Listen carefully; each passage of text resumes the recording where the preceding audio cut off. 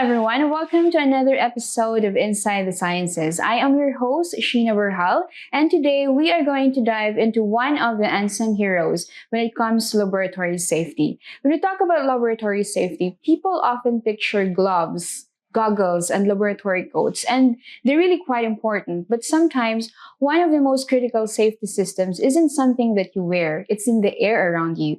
That is why fume hoods are quite important in laboratories from schools to hospitals and to different industries. But not all fume hoods are the same. Some are ducted and some are ductless. So the question now is which one is right for your laboratory? So in today's episode, we are going to break down the key differences between ducted and ductless fume hood, how they work, and what to consider when choosing between them. Joining us today is Stefan, a product management executive here at Esco, with hands-on experience when it comes to laboratory safety solutions.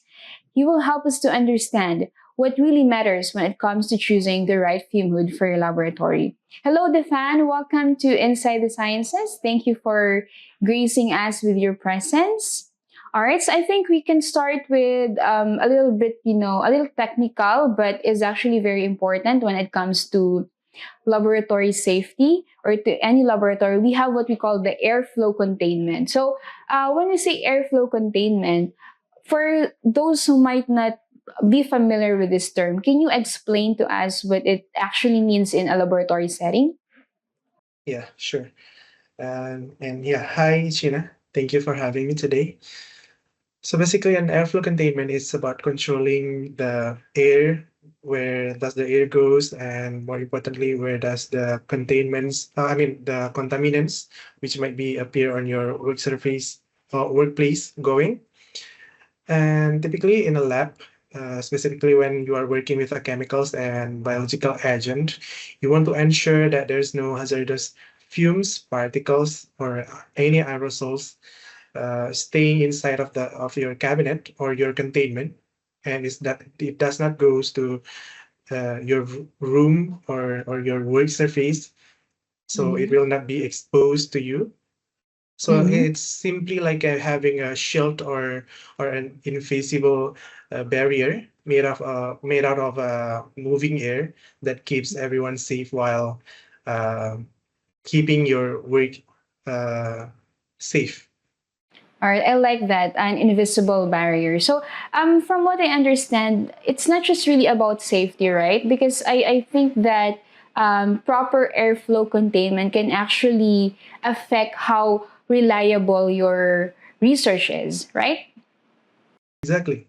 So a containment is not just about protecting people. So it could be also protecting the samples that you are working on, if we are Mhm. talking about the containment itself.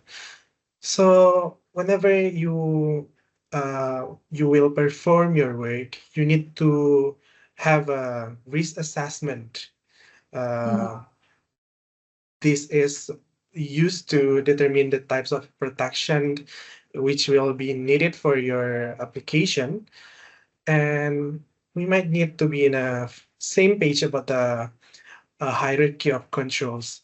So in a hierarchy of controls, engineering control is one of the steps that can be taken into account when controlling risk in a workplace.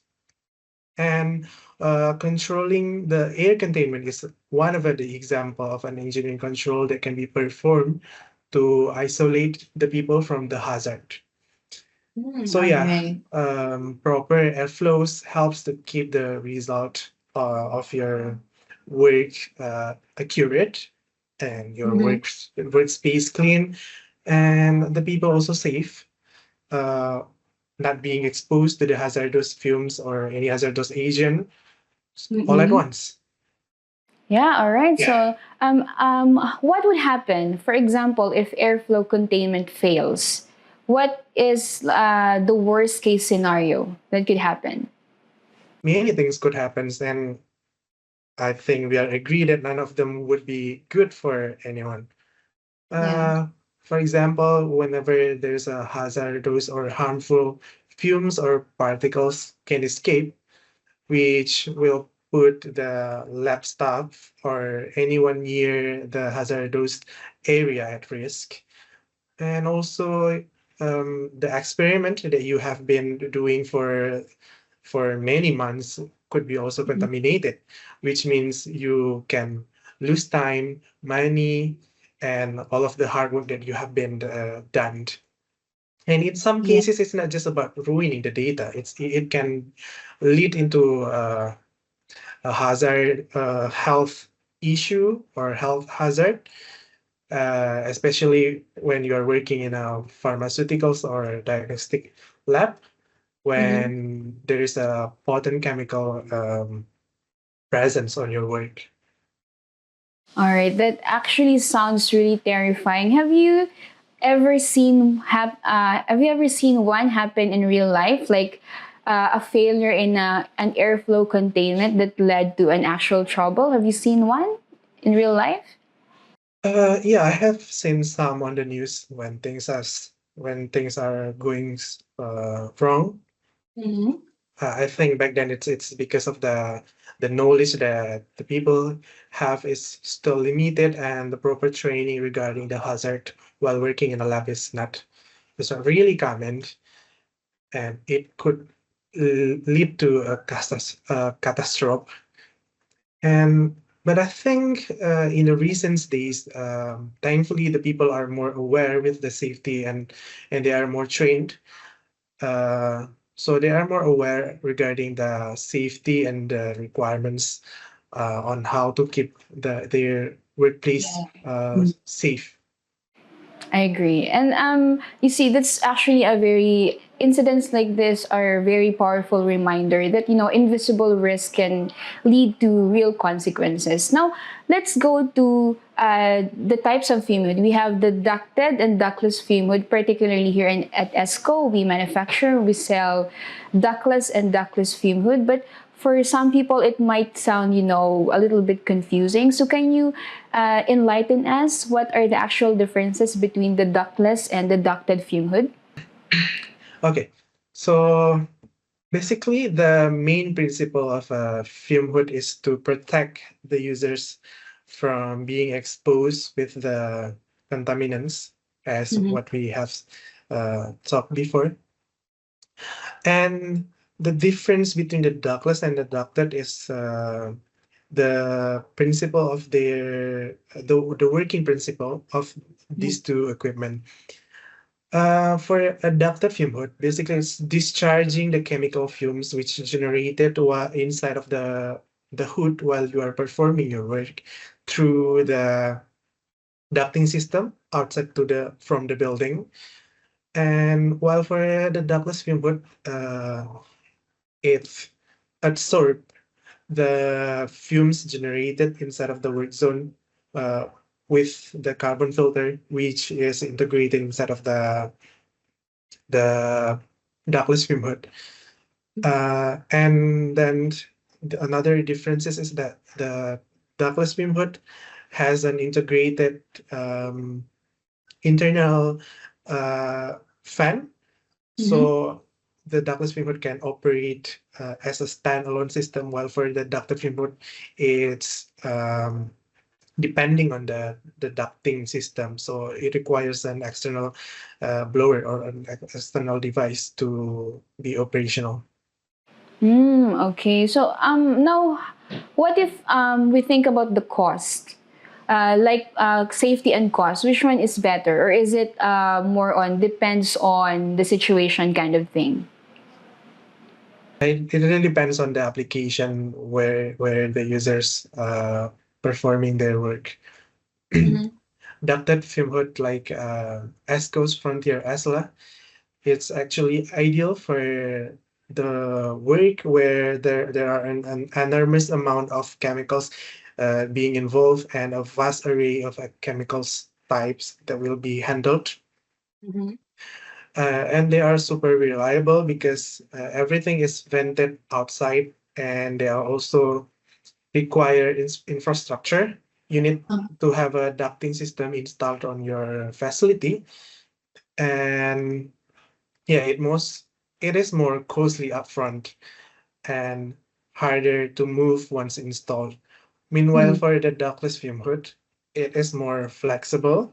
It does not require ducting, so it can be moved easily, much cheaper to set up, but they do have limits. You need to have the right filters and the chemicals. Uh, I mean, you need to have the right types of filters Yeah. in according to the chemicals that you are handling, Mm-hmm. and it also requires to be changed or replaced regularly in order to keep you safely. And Okay. there are some limitation also while Mm-hmm. working with the ductless fume hood. Not all of the chemicals can be handled inside of a ductless fume hood.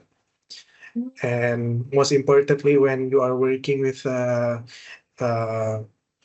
heating treatment, it is also not recommended to use a ductless fume hood because the fumes generated uh, while the heating is involved is very rapid. So the required attention time for the carbon filter to absorb the fumes might not be efficient or sufficient. Okay. So, which I think I'd just like to clarify something. How is it, when it comes to ductless fumes, are they really safe? Like, can they handle chemicals? Are they able to do that? Yeah, fair question. So the answer Mhm. is yes, they are Yeah. safe is if it's used correctly and in accordance to the recommendation. So Mm-hmm. with the right filter and proper monitoring and the right setup, the ductless fume hood can safely handle many common chemicals, especially solvents and so on. So in ESCO, we have a filter selection program. So you just plug in the chemicals you're using and it will help you to find the right setup.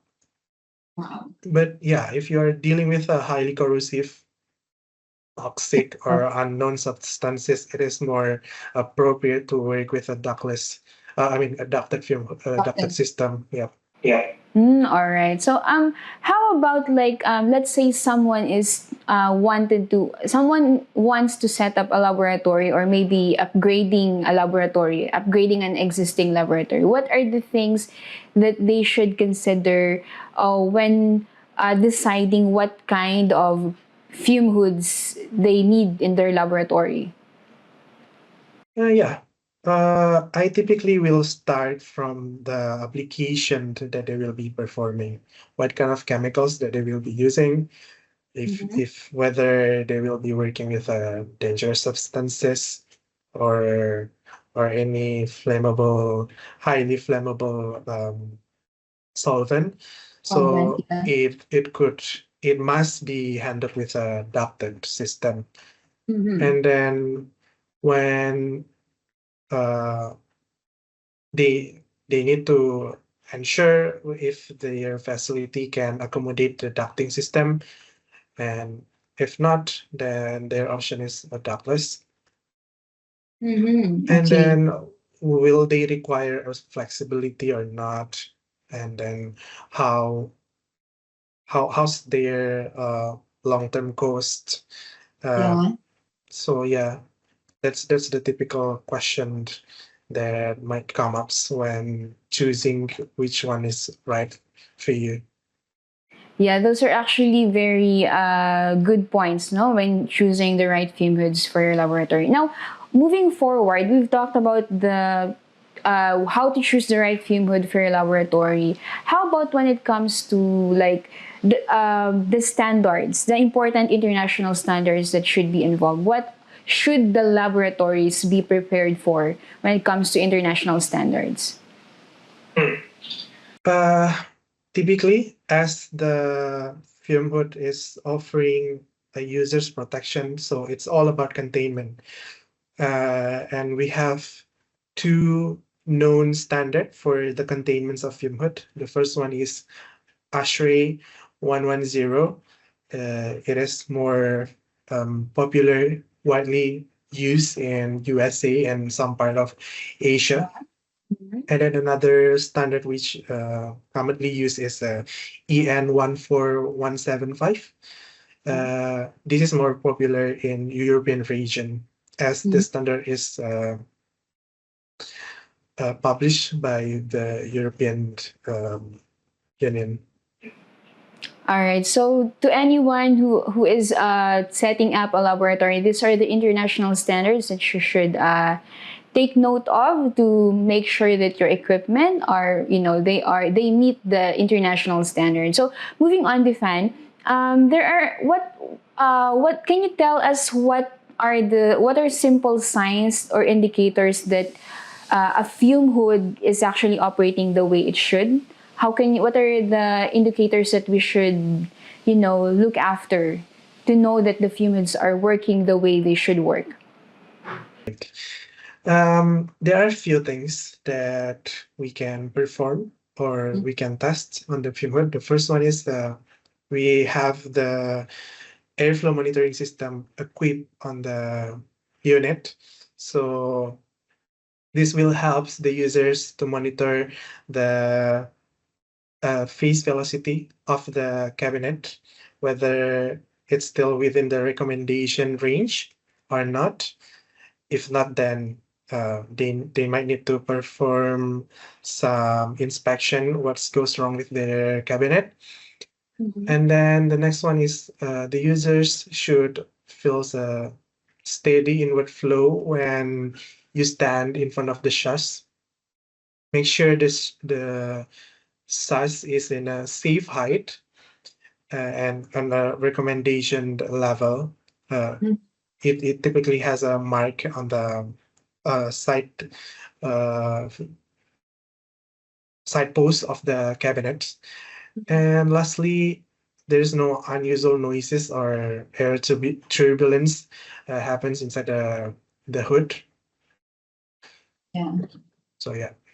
Yeah, all right. So now when it comes to testing, when you have a fume hood and you have to do testing for your fume hoods, do you have to do it like is it a one-time thing or do you have to do it regularly?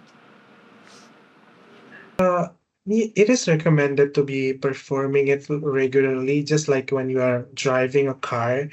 When you notices something is off, I mean, you don't really need to wait for something's off happens on your cars to check with the mechanical, right? So yeah, a regular inspection or service is recommended in order to have a prolonged lifespan of the product. The most common and important uh, test. Yeah. All right. Okay, so how about when it comes to training? How important it is to do training for the local teams that will be handling the fume hoods. Honestly, it's huge. You can have the best, most expensive fume hood in the world, but if the users does not know how to work with it properly, it is still a risk. So a fume hood is not like a magic box where when you have it, you will be uh, protected or nothing's bad will happen with you. A proper training is important. Simply things like not blocking the airflow with clutter and keeping shots at the right height and avoiding sudden movement in front of the hood is is really mandatory in order to have your fume hoods working properly. All right. So based on what we have talked about, in setting up a laboratory, there must be the right fume hood, there must be regular tests, and the users must be properly trained so that they really know how to use the fume hoods that they have in their laboratories. Is that right? Exactly. It's all works together.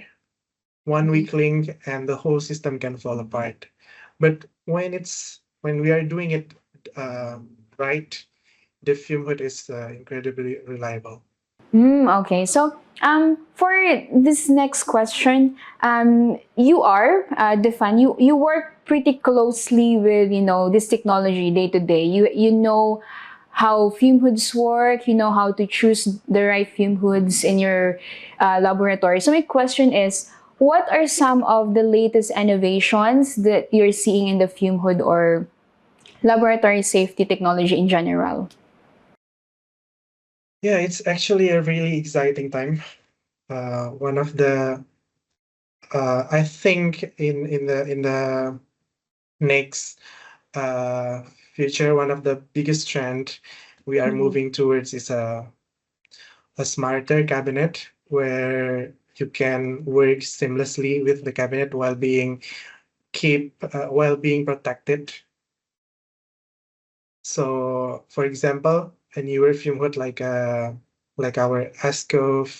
uh, Esco Frontier Asala, it's being equipped with an airflow sensor monitoring, and it can be also uh, be equipped with a variable air volume system to Mm-hmm. adjust the airflow based on the SAS height, Yeah. and it keeps on saving both energy and cost without sacrificing the safety.